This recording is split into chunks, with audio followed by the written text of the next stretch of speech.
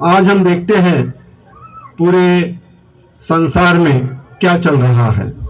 आप न्यूज़ पढ़ते होंगे, पेपर पढ़ते होंगे। संसार आज कितना अशांत है। केवल कोई कहता है कि ट्रिगर पर मेरा हाथ, मेरी उंगली अभी भी है। ट्रिगर दबाऊं तो क्या होगा पता नहीं, तो ट्रिगर पर मेरी उंगली है। मतलब सारे मानव जाति को नष्ट करने के सारे संसाधन, सारी अशांतता आज संसार में मौजूद है। और एक दूसरे को डराकर धमकाकर यही बातें कर रहे हैं।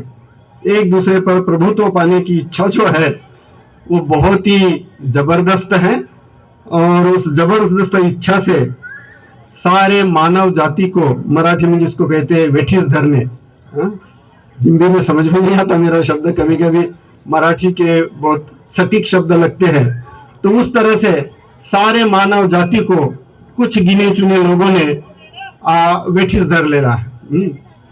तो उस तरह से हम आज का माहौल देखते हैं। और बाबा साहब ने धर्मांतर के पश्चात और काठमांडू में भी भाषण देते वक्त कहा था कि आज संसार को सबसे ज्यादा जरूरत है। ये 1956 की बात है, जिस वक्त न्यूक्लियर या अण्वस्त्र जो थे वो नहीं थे। केवल एक अणुबॉम्ब ने क्या तहस नहस किया और क्या विनाश किया, ये संसार ने जाना 1945 में।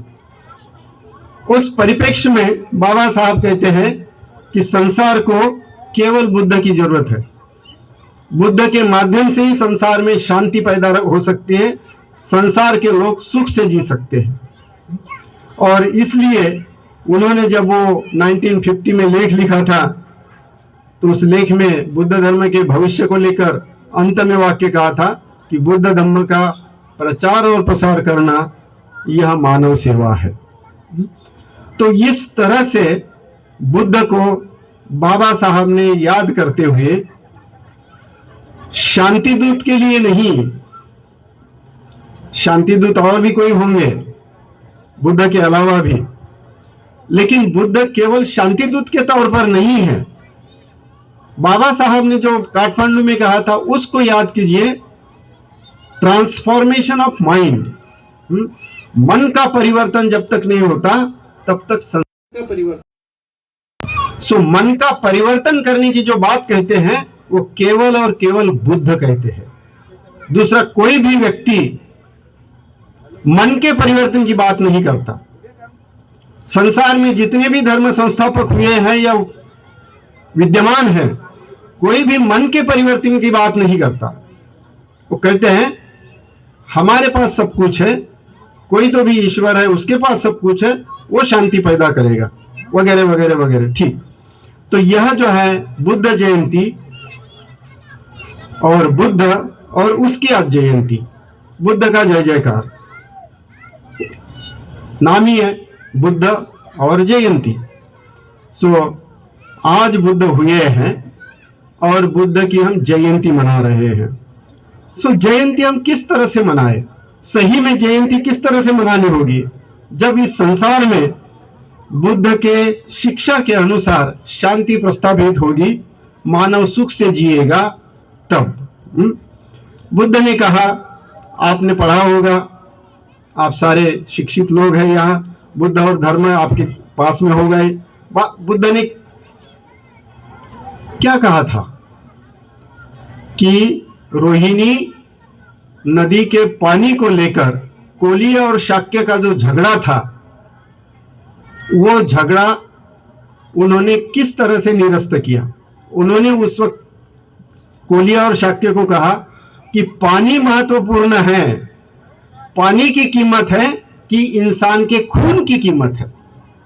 ये सवाल था कोलियों को और शाक्यों को कि तुम दोनों हाथ में शस्त्र लेकर नदी का पानी हमें मिलना चाहिए, इसके लिए दोनों युद्ध पर आए हो, नदी के दोनों किनारे शस्त्र लेकर खड़े हो और आप सगे संबंधी हो, क्योंकि बुद्ध जो है मां के तरफ से कोलीय थे, पिता के तरफ से शाक्य थे, दोनों के रक्त संबंधी थे।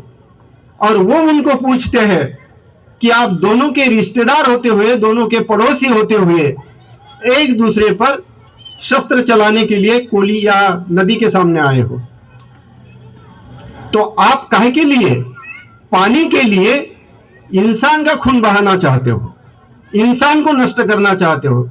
सो पानी महत्व है या इंसान महत्व है? किसको महत्व देते हैं? केवल इसी एक वाक्य पर वो युद्ध रुक गया और शांति प्रस्तावित हुई। आज भी, आज के परिप्रेक्ष्य में भी वही बातें हैं कि बुद्ध जो है उस वक्त से आज तक वो क्या कहते हैं, युद्ध मत कीजिए, अपने विवाद पर मत रहिए, चर्चा कीजिए, डायलॉग कीजिए, एक दूसरे को समझने की कोशिश कीजिए, एक दूसरे से वार्तालाप कीजिए, सच क्या है वो ढूंढिए और सच के साथ जीने की कोशिश कीजिए। यह बुद्ध की शिक्षा तब से आज तक जारी है। जो भी वाद विवाद नहीं करता वो इंसान को महत्व नहीं देता।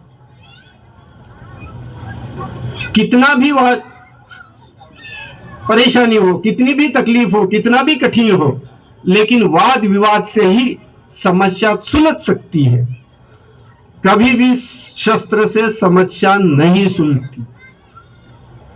रिवेंजफुल और सूड प्रवृत्ति निर्माण होती है। उसने मेरा बदला लिया, मैं उसका बदला लूंगा, उसने मेरा बदला लिया, मैं उसका बदला लूंगा। तो ये बदले की और सूड प्रवृत्ति की भावना रेसिप्रोकल वे से बढ़ती है। उसको तोड़ना है तो केवल एक में और एक में उपाय होता है कि हम जो आए, हम डायलॉग पर आए। और यह जो है बुद्ध के समय से एस्टैब्लिश हुई बात है। बुद्ध ने इसी बात पर जोर दिया कि चर्चा से, विचार विमर्श से समस्या सुलझेगी। युद्ध से कभी भी समस्या का समाधान नहीं हो सकता, वो कहां का भी युद्ध हो, किसी भी समय का हो। और ये सनातन नियम आज भी जारी है। तो इस बुद्ध की बात हम थोड़ा से जयंती के तौर पर और तरीके से देखेंगे कि ऐसे बुद्ध को हम किस तरह से समझ रहे हैं और जयंती किस तरह से मना रहे हैं। हर साल ही जयंती आती है। आज शायद 2570, हाँ 2570, क्योंकि 1956 में 2500वीं जयंती थी जो भारत सरकार ने सरकारी तौर पर पूरे भारतवर्ष में उसको मनाई थी। सेमिनार, पब्लिकेशंस, सुवेनिर, कई बातों से और विजिट्स और आर्कियोलॉजी, इस तरह से भारत सरकार ने सरकारी तौर पर बुद्ध जयंती 2500 साल भी बुद्ध जयंती मनाई थी। आज 70 साल ज्यादा हो गए हैं, तो हम 2570वीं बुद्ध की जयंती मनाते हैं। तो हम थोड़ा सा इतिहास देखें। ये अभी का लेक्चर नहीं था, कुछ मन में आया वो बोल दिया मैंने। सो अभी हम जयंती के तौर पर देखेंगे कि बुद्ध जो है, सिद्धार्थ जो है, वो आज के ही दिन जन्मे थे, वैशाख पूर्णिमा के दिन। तो वो सिद्धार्थ थे। फिर उम्र के 35वें साल में उन्होंने ज्ञान प्राप्त की, संबोधि प्राप्त की। सो संबोधि प्राप्त करने से, बोधि प्राप्त करने से वो बुद्ध बने। और फिर उन्होंने स्वयं कहा कि मुझे संबोधि प्राप्त हो गई है, बोधि प्राप्त हो गई है, अभी मैं बुद्ध हूं। ये कहने की हिम्मत जो है वह बुद्ध ने की थी। सो जो भी बुद्ध है वो बुद्ध ने उस तरह से कहा था कि मैं स्वयं बुद्ध हूं। और उन्होंने स्वयं डिक्लेयर किया कि मैंने बोधि प्राप्त की, मैं बुद्ध हूं, मैं अभी परम सुखी हूं। इस तरह से इसी पूर्णिमा के दिन बुद्ध का ये डिक्लेरेशन है उम्र के 35वें साल में। और 35वें साल से 80 साल के वर्षगांठ में आज 80 साल पूरे हुए थे उनको, और इसी दिन उन्होंने अपना शरीर त्याग दिया था। सो इस तरह से सिद्धार्थ का जन्म, बुद्ध का जन्म और बुद्ध का इस मानव समाज से, इस संसार से लुप्त होना, या उनका जो देह है पंचधातु में फिर से विलीन हो जाना, तो यह सारी बातें इसी दिन हुई। लेकिन बुद्ध 35वें उम्र के 35वें साल में बुद्ध बने और 45 साल तक वो केवल पैदल घूमे, किसी भी रथ का सहारा नहीं दिया। उनके राजे दोस्त थे, बड़े बड़े श्रेष्ठी दोस्त थे, लेकिन किसी का रथ या किसी की घोड़ा गाड़ी, कोई वाहन उन्होंने स्वीकार नहीं किया। जहां भी गए वो पैदल चल कर गए, जिसके भी पास गए स्वयं पैदल चल कर गए। वो कहां बैठे, कोई भी आया तो उनके पास आया। तो जहां भी बुद्ध ने उम्र के 35 साल तक पैदल चलकर, ऐसा कहा जाता है कि मथुरा से लेकर उस वक्त का जो भी रेखा जोखा है उसके अनुसार, कहते तो और भी कहते हैं कि वो श्रीलंका भी गए थे, यहाँ भी गए थे, वहां भी गए थे, वो बात अलग है। लेकिन जो भी लेखा जोखा त्रिपिटक के माध्यम से समझ में आता है, सो मथुरा से लेकर वह आज का जो क्या कहेंगे नेपाल के तराई तक, शाल वृक्ष जो है ना, कुशीनारा, तो कुशीनारा तक, वो क्षेत्र तक, या हम कह सकते हैं कि आज के बंगाल तक, यहां तक का उनका पैदल घूमना था। सो 45 साल तक वो इस तरह से पैदल घूमकर उन्होंने लोगों को अपने अनुभव से परिचित किया। तो ये जो अनुभव है, वो अनुभव क्या है, उस अनुभव पर हम आते हैं। अब बुद्ध, उन्होंने स्वयं बुद्धत्व प्राप्त किया, बोधि प्राप्त की, उस अनुभव से वो किसी से बात करते थे। जो शब्द बुद्ध ने उच्चारण किए वही शब्द हम पढ़ते हैं, हमारे मन पर कोई प्रभाव नहीं होता। पढ़ते हैं, कोई समझ में आता है, कोई समझ में नहीं आता है, छोड़ देते हैं।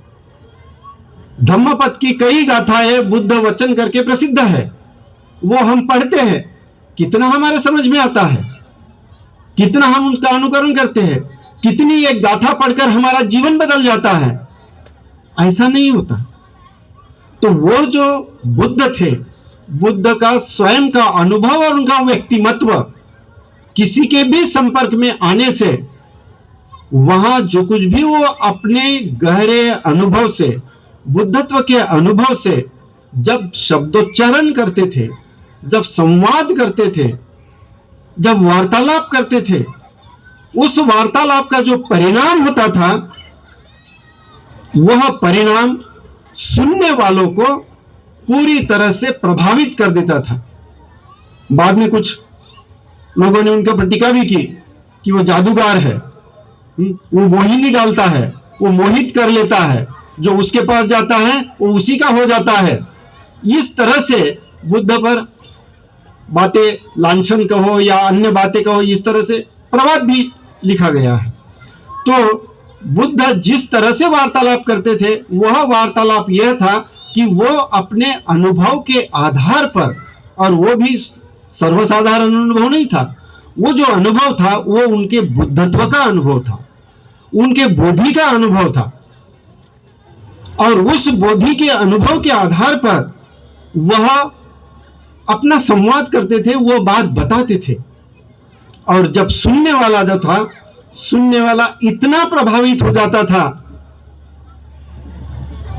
इतना वो सद्गदित हो जाता था, और उसको लगता था कि नहीं, मैंने तो कुछ और ही देखा है, मेरे सामने जो चित्र उभा हुआ है, मेरे मन पर जो प्रभाव हुआ है, और जिस मन के आंख से मैं देख रहा हूं, मनश्चक्षु से जो देख रहा हूं, वो तो कुछ बहुत अलग है। और वो होने से ग्रंथों में जो उच्चारण है, हमने भी जो है उसी का आधार लेते हुए वो कहते हैं कि जैसा उल्टा पड़ा था उसको सीधा कर दिया। 4 वाक्य है, जो उल्टा पड़ा था उसको सीधा कर दिया, औंधे को सीधा कर दिया। पूज्य आनंद कौशल जी ने उसका ऐसा अनुवाद किया है कि जो औंधा था उसको सीधा कर दिया। फिर जो छुपा हुआ था उसको खुला कर दिया। पूरी तरह से ढका हुआ था उसको पूरी तरह से प्रकाशित कर दिया, सामने लाया, खुला कर दिया।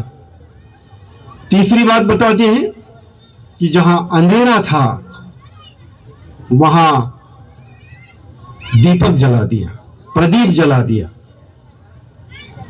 चौथी बात है,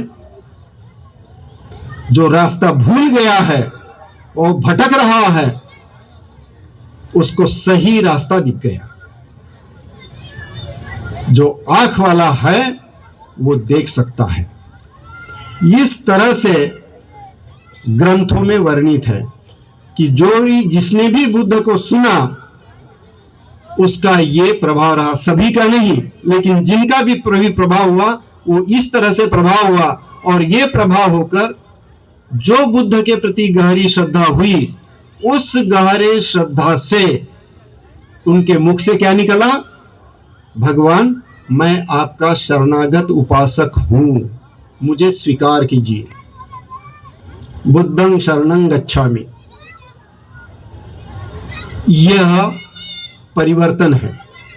सुनकर, बुद्ध को देखकर, बुद्ध से संवाद करते हुए, बुद्ध के अनुभव को स्वीकार करते हुए कि ये बुद्धं शरणं गच्छामि है, मैं आपका, जो अभी हमने पठन किया, या बुद्धं जीवित पर्यंतं शरणं गच्छामि, कि जब तक मेरा जीवन है मैं आपका अनुयायी बना रहूंगा, आपके शरण में रहूंगा, आपका अनुकरण करूंगा। ये बुद्ध के साथ वार्तालाप करने की बात है। सो इसका मतलब वो पहले कोई भी रहा होगा, किसी भी मत का रहा होगा, किसी भी संप्रदाय का होगा। उस वक्त भी ढेर सारे संप्रदाय थे, ढेर सारे श्रमण संघ थे, ब्राह्मण संघ थे, ब्राह्मण में भी अलग अलग बातें थी। तो ढेर सारे ऐसे 62 मत वाले लोग थे। वो कौन से भी मत का होगा, लेकिन बुद्ध के संपर्क में आने से, उनको सुनने से, वो सारी बातों को बाजू में छोड़कर वो कहता था कि आपने जो कहा वो सही है, ये सीधा है, हम गलत रास्ते पर थे, हम भटक रहे थे, आपने सही रास्ता दिखाया, हम अंधेरे में थे, आपने प्रकाशित कर दिया, इस आंखों से मैं देख रहा हूं कि यह सही है।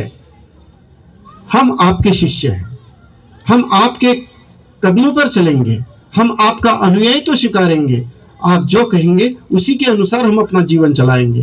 तो इस तरह से वो बुद्ध के आजीवन शिक्षक बने। सो फिर बुद्ध ने क्या कहा?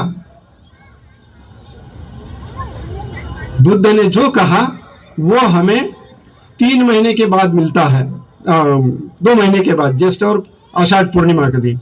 आषाढ़ पूर्णिमा के दिन उन्होंने पंचवज्ञ भिक्षुओं को बताया, मैं बुद्ध बना हूं। उनका विश्वास नहीं था, बाद में विश्वास हुआ। मैं बुद्ध बना हूं, तुम भी बुद्ध बन सकते हो। किसी भी धर्म संस्थापक ने ये हिम्मत नहीं दिखाई तुम मेरे जैसे बन सकते हो। ये केवल और केवल बुद्ध है, वो कहते हैं कि तुम मेरे जैसे बन सकते हो, तुम भी बुद्ध बन सकते हो।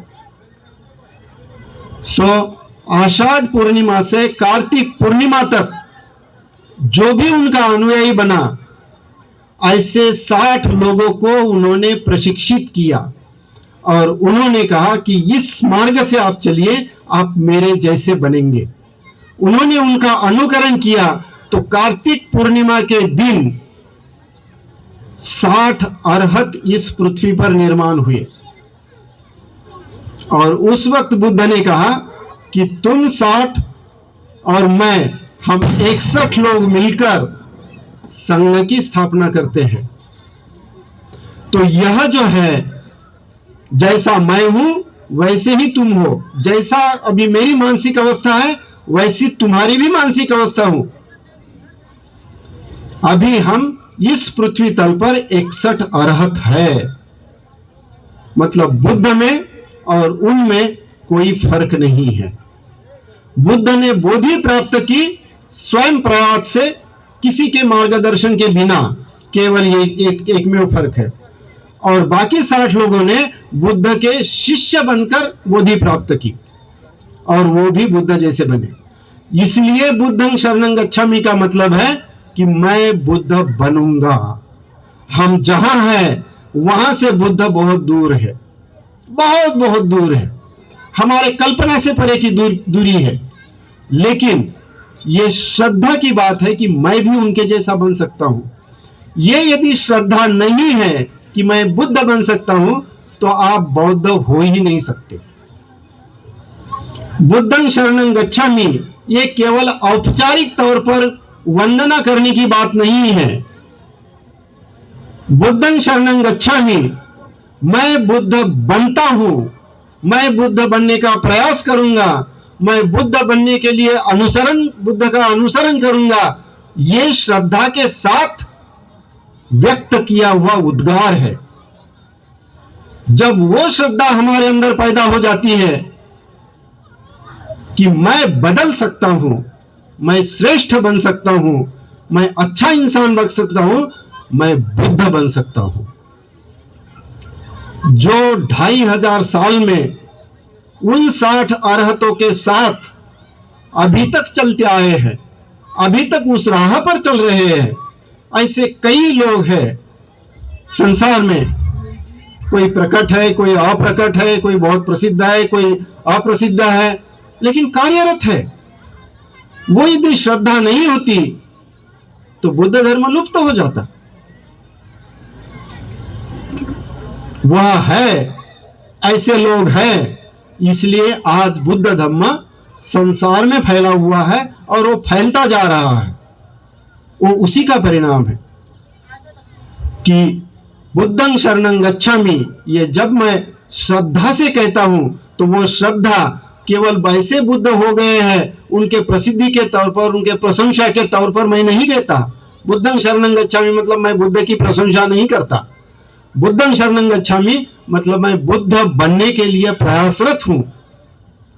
उस श्रद्धा से मैं वो व्यक्त करता हूं और वह व्यक्त करना और उसके अनुसार कार्यरत होना, यह बुद्ध जयंती का मतलब है। बुद्ध जयंती का मतलब यह है कि हर बुद्ध जयंती के दिन मेरा और बुद्ध के बीच का फासला कितना कम हुआ। जिस दिन मैंने बुद्धं शरणं गच्छामि कहा उस दिन से हर बुद्ध जयंती के दिन कितने कदम मैं उसके तरफ आगे बढ़ा, वह बुद्ध जयंती है। वह बुद्ध जयंती मनाने की बात है। और वह यदि बुद्ध जयंती नहीं मनाते हैं तो फिर यह सारी औपचारिकता है, फॉर्मेलिटीज है। गलत नहीं है, लेकिन सफेद कपड़े पहनो और घूमते रहो, बुद्धं शरणं गच्छामि कहते रहो, लेकिन आप अपना फासला यदि कम करने की कोशिश नहीं करेंगे, बुद्ध और आपके बीच की गैप कम करने की कोशिश नहीं करेंगे, तो बुद्ध जयंती मनाना होता ही नहीं है। बुद्ध जयंती मनाने का वो मतलब है ट्रांसफॉर्मेशन है। सिद्धार्थ का ट्रांसफॉर्मेशन, सिद्धार्थ का परिवर्तन बुद्ध में हुआ। 29वें साल में सिद्धार्थ थे, उन्होंने प्रयास किया, 35वें साल में वो बुद्ध बने। जो 35वें साल में बुद्ध बने उन्होंने 60 अरहतों को 4 महीने में बुद्ध बनाया, क्योंकि वो उसके लिए तैयार थे, उसके लिए उनकी मानसिकता थी, उसके लिए उन्होंने गृह त्याग किया था। जो बुद्ध कहते थे वो करने के लिए वो तैयार थे, और उस तरह से करके 4 महीने में वो 60 अरहत हो गए। हम में वो क्षमता नहीं है, कोई बात नहीं, हम नहीं कर पाएंगे तो अपने क्षमता के अनुसार हर साल एक एक कदम आगे बढ़ा सकते हैं क्या? हम किस तरह से अपने जीवन को बदल सकते हैं? तो यह जो है बदलने की जो बात है, यह बदलने की बात है बुद्ध ने बताई है कि मैं बदल सकता हूं, तुम बदल सकते हो, हर कोई बदल सकता है यदि उसमें यह श्रद्धा पैदा हो कि मैं अपने आप को बदल सकता हूं। सो बदलने का जो मार्ग है वह शील समाधि का मार्ग है। और वह शील समाधि का मार्ग वो समझाने की बात है, वो अलग बात है, और वो आज हम नहीं समझाएंगे। यदि आप में यह भाव पैदा हुआ है और आप बौद्ध है, तो मेरे इस प्रवचन से आप में भी आज से 5 साल पहले बौद्ध बने और आज भी आप जैसे के वैसे ही, आपकी मानसिकता भी जैसी की वैसी है, बौद्ध धर्म के अनुसार कुछ भी बदल नहीं हो रहा है, तो फिर आप अपने आप में चिंतन कीजिए कि मैं कहाँ खड़ा हूं और मैं कहाँ खड़ा हूं और मुझे कहाँ जाना है। नहीं सो तुकारामाचा अभंग आहे, जन्म आला हेला, पखाल वाहता वाहता मेला। वैसा ही होता है, हम जन्म लेते हैं परेशानी में जीते जीते मर जाते हैं। हम अपने जीवन का ट्रांसफॉर्मेशन करते हुए सुखपूर्वक जीने की, अपने जीवन को बदलने की, एक अलग आयाम से जीवन जीने की हम कोशिश नहीं करते हैं, जो बुद्ध की शिक्षा है। दूसरी बात, बुद्ध ने जो महत्वपूर्ण बात बताई है, जिस तरह से हम बुद्ध ने बताई है कि ये हो गया बदलने की बात, बुद्ध ने बताई है कि मैं परम सुखी हो गया हूं, तो संसार दुखी है। अब यहां जो कोई भी व्यक्ति बैठा होगा, मैं स्वयं के साथ, वो दुखी नहीं है ऐसा नहीं कह सकता। हर कोई दुखी है, हर एक का दुख अपना अपना अलग है। किसी को सर पर बाल न होने का दुख है,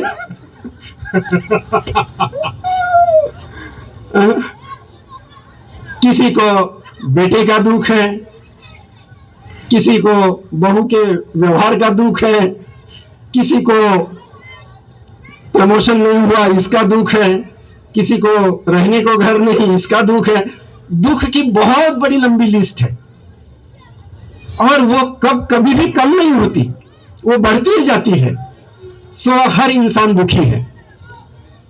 तो दुख को नष्ट करने के लिए उपाय क्या है? हम क्या उपाय ढूंढते हैं दुख को नष्ट करने के लिए?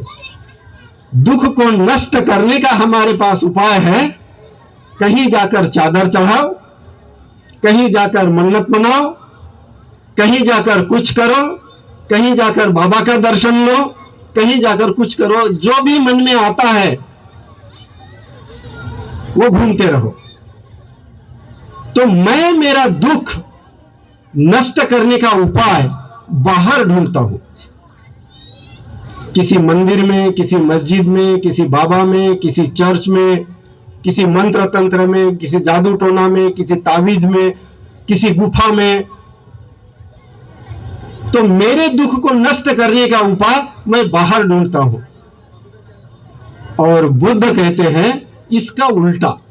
इसलिए बाबा साहब ने लिखा है बुद्ध एंड हिज धम्म में कि सिद्धार्थ ने बुद्ध होने के बाद जो पात्र फेंका था वो प्रवाह के उल्टा दिशा में गया और डूब गया। प्रवाह के उल्टे दिशा में कुछ नहीं जाता, लेकिन बाबा साहब ने लिखा है, हम पढ़ते हैं उसको, हम समझते नहीं है कि यह समझ कैसा है। यह समझ ये है, संसार इस तरह से चल रहा है।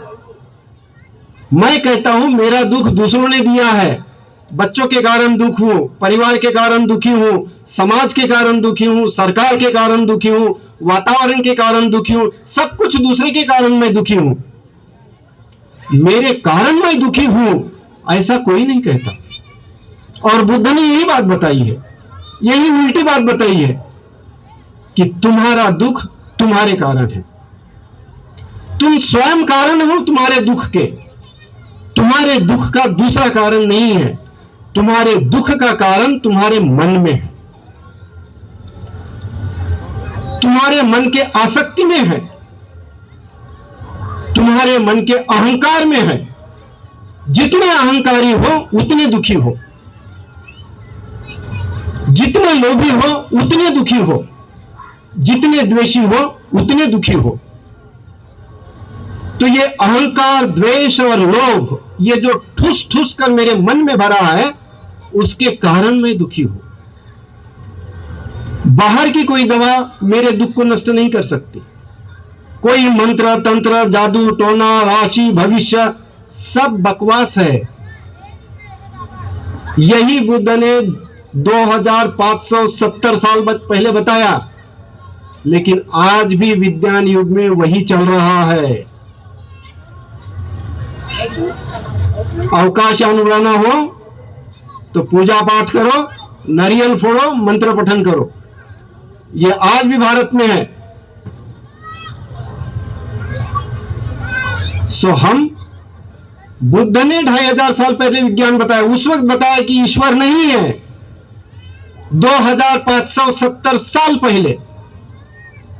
आज भी हम ईश्वर को पूजने जाते हैं बौद्ध कहते हुए, और बौद्ध कहते हुए घर में बुआ बाबा की मूर्तियां भी होती है। ये सब चलता है। तो बुद्ध जयंती कैसे अच्छी होगी? किस आधार पर हम बुद्ध जयंती मना रहे हैं?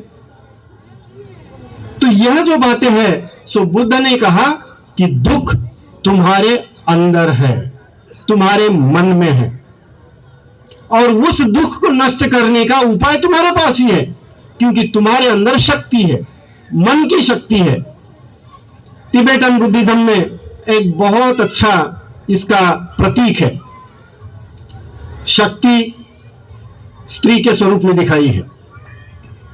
शक्ति का स्त्रीलिंग ही होता है, तो शक्ति जो है, ये शक्ति स्त्री के प्रतीक के रूप में दिखाई है। और उस स्त्री के हाथ में, जिसको रापी कहते हैं, जो मोची लोग होते हैं, वो रापी से ऐसा काटते हैं वो चमड़े को। तो चमड़े को काटने की ऐसी उसके हाथ में रापी होती है, वो रापी उसके हाथ में होती है, और दूसरे हाथ में अमृत होता है। सो एक हाथ में अमृत का कप होता है और एक हाथ में रापी होती है। ऐसी स्त्री की प्रतिमा दिखाई है। और वो जो है, वह स्त्री जो है, वह स्त्री 2 मुर्दों पर नाचती है, उसको अपने पांव से रौंदती है। तो रापी क्या है? रापी से वो अपने अंदर के आसक्ति को नष्ट करती है, अपने अंदर के तृष्णा को नष्ट करती है, और उस रापी से अपने अंदर के अहंकार को नष्ट करती है। तो तृष्णा और अहंकार, ये 2 व्यक्तियों के प्रतीक में, मुर्दों के प्रतीक में नीचे दिखाए हैं, और उन 2 मुर्दों पर वो स्त्री डांस करती है, नृत्य करती है, उनको रौंदती है, और तब वो अमृत का प्याला पीती है। वह अमृत है निर्वाण का सुख, परम सुख, जो बुद्ध ने प्राप्त किया। बुद्ध ने वही बात कही। बुद्ध ने अलग शब्दों में कहा, तृष्णा नष्ट कर गया, तृष्णा नष्ट हो गई, मैं परम सुखी हो गया।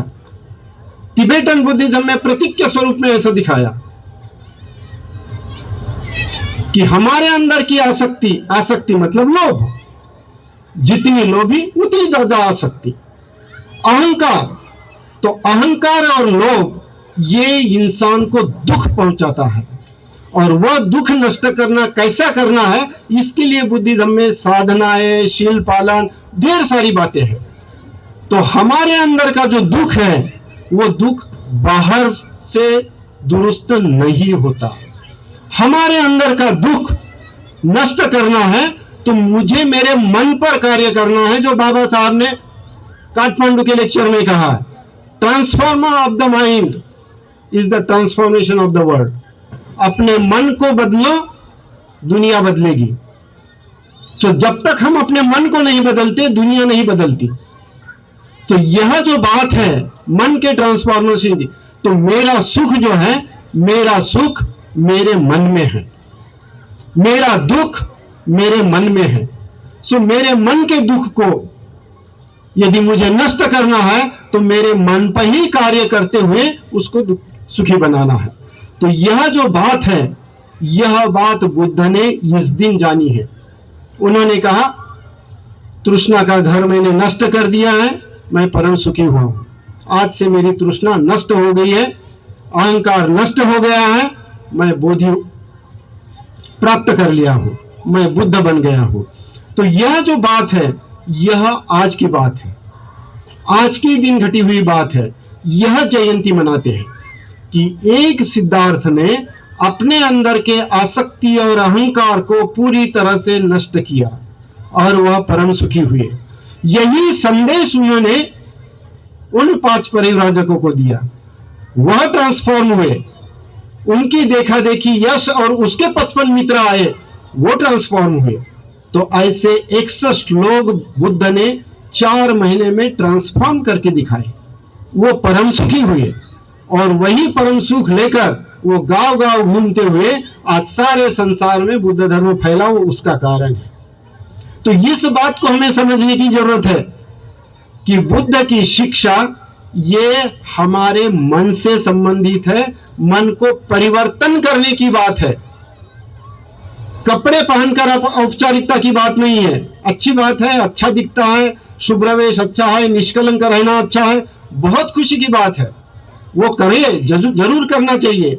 औपचारिकता जरूरी है, लेकिन औपचारिकता में ही फंसे रहना पर्याप्त नहीं है। सो औपचारिकता से एक कदम आगे मिलकर उसको प्रैक्टिकलिटी में लाना है। तो हमारे मन को हम कैसा बदले, उसके लिए प्रयास करना है। सो हर बौद्ध ने अपने मन के ऊपर कार्य करने के लिए प्रयास करना है कि मेरा मन कितना बदल रहा है। बदल रहा है मतलब मैं लोभ से और अहंकार से कितनी मुक्ति पा रहा हूं। जब तक मैं अपने अहंकार और लोभ से मुक्ति नहीं पाता, तब तक मैं सुख की ओर नहीं जा सकता, तब तक मैं बुद्ध की ओर नहीं जा सकता, तब तक मैं बुद्धं शरणं गच्छामि के तहत बुद्ध का अनुसरण नहीं कर सकता। तो अपने अंदर के अहंकार और अपने अंदर के लोभ को कार्य करने का यह दिन है।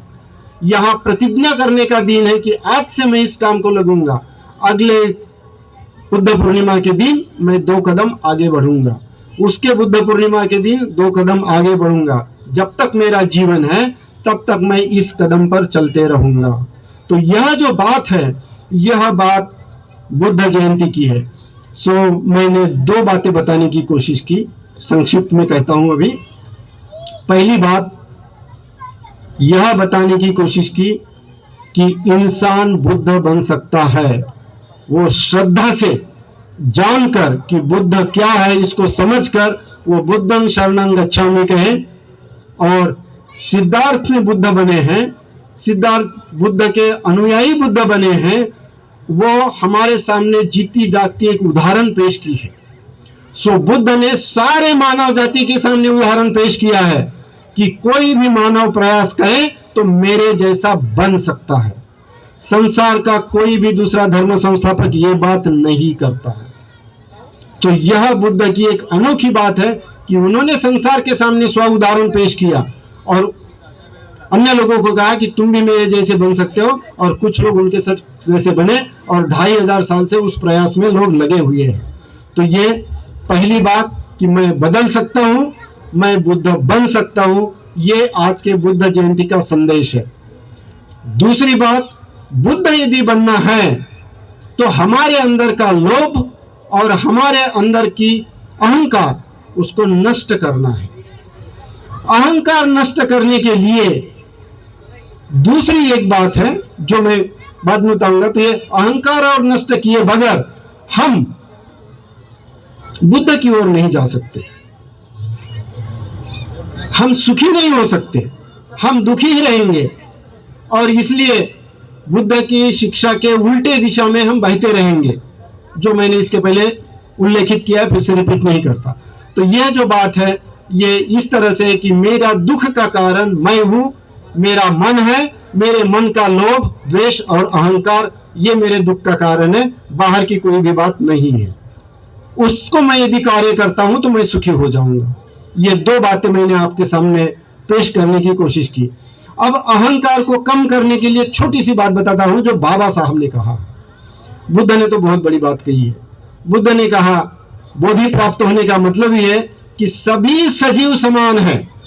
यह बुद्ध की शिक्षा है। सभी सजीव, मनुष्य हो या चींटी हो या मच्छर हो या कोई कीटक हो, दिखने वाला न दिखने वाला भी, हम सभी समान हैं। यह बुद्ध की शिक्षा है। इसलिए और हम सभी एक दूसरे पर निर्भर है, एक दूसरे पर अवलंबित है। स्वयं कोई भी नहीं है, अपने आप में कोई नहीं जीता है, हम एक दूसरे पर अवलंबित है। इसलिए मैत्री कीजिए। सो बुद्ध की शिक्षा, बुद्ध की महत्वपूर्ण शिक्षा है मैत्री, कि हमें मैत्री से ही पेश आना है, हर एक के साथ मैत्री से ही पेश आना है। सो मैत्री ये बुद्ध की शिक्षा है। यदि मैत्री करते हैं तो अहंकार नष्ट हो जाएगा। मैत्री नहीं करते हैं, द्वेष में आता है तो तुलना आएगी, ईर्ष्या आएगी, और ईर्ष्या हमेशा भेद करती है। तुम बड़े हो, मैं छोटा हूं, मैं बड़ा हूं, वो छोटा है। तो ईर्ष्या से हम ये दूसरे में भेद करते हैं, अलग अलग करते हैं। ये स्त्री है, ये पुरुष है, ये कमजोर है, ये सशक्त है, इसका शोषण होता है, इसका नहीं, ढेर सारी बातें होती है। ये असमानता, और भारत में तो असमानता रग रग में और खून में प्रवाहित है। वो बौद्ध हो या अबौद्ध हो, असमानता के तहत ही हर चीज हो रही है। हर जगह असमानता का नंगा नाच चल रहा है। भले ही संविधान में समता है, बाबा साहब ने समता इसलिए लाया। भले ही एक इंसान ये कोट का ये समान मूल्य रखा है, कोई भी कितना भी बड़ा हो, हर इंसान का मूल्य एक ही है, राष्ट्रपति भी हो या भिखारी हो, अलग अलग मूल्य नहीं है। इतनी बाबा साहब ने समानता प्रस्थापित की है, लेकिन वो एक ही दिन के लिए है, बाकी के दिन नहीं है। वो दिन निकल गया, वो समय निकल गया, बाकी छुट्टी हो गई। सो समानता, समता, और बाबा साहब ने 22 प्रतिज्ञा में 2 प्रतिज्ञा दी है। सभी मनुष्य मात्र समान है, ऐसा मैं मानता हूं, थिंकिंग, विचार से। ये मेरा विचार है कि सभी मनुष्य मात्र समान है। और दूसरी बात है, मैं समता प्रस्थापित करूंगा। 9वीं और 10वीं प्रतिज्ञा देख लीजिए कि मैं समता प्रस्थापित करूंगा, मैं प्रयास करूंगा समता प्रस्थापित करने का। घर में, समाज में, जिसके भी साथ में आता हूं तो समानता के साथ मैं व्यवहार करूंगा।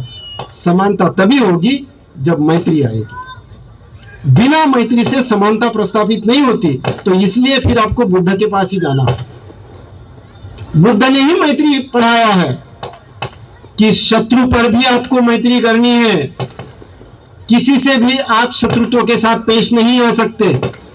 शत्रुत्व आपके मन में है, शत्रुत्व बाहर नहीं है। आपके अंदर शत्रुत्व है। आपके अंदर के शत्रुत्व को नष्ट करने के लिए मैत्री भावना कीजिए। सो बाबा भगवान बुद्ध ने मैत्री भावना, ये ब्रह्म विहार सिखाया है। ब्रह्म विहार मतलब श्रेष्ठ जीवन। सो श्रेष्ठ जीवन जीने के लिए बुद्ध ने सिखाया है। यह समता है। और जब हम मैत्री भावना करते हैं तब हमारा अहंकार कुछ टूटने की कोशिश होता है, क्योंकि वो एनर्जी है। भावना ये एनर्जी है, मैत्री ये एनर्जी है, और वह एनर्जी हमारे इस अहंकार को तोड़ने में मदद करती है। तो इतना ही मैं आज के प्रसंग में आपको क्लू देता हूं, और इसी के साथ मैं अपना संबोधन समाप्त करता हूं। बड़े शांति से, बड़े एकाग्रता से आपने सुना। मैं आप सभी का बहुत बहुत पुण्यानुमोदन करता हूं, बहुत बहुत आप सभी को धन्यवाद देता हूं। और त्रिरत्न बौद्ध महासंघ नागलोक ने मुझे ये मौका दिया, उसके लिए उनका भी कृतज्ञता व्यक्त करता हूं। फिर एक बार आप सभी को जय भीम, नमो बुद्धाय।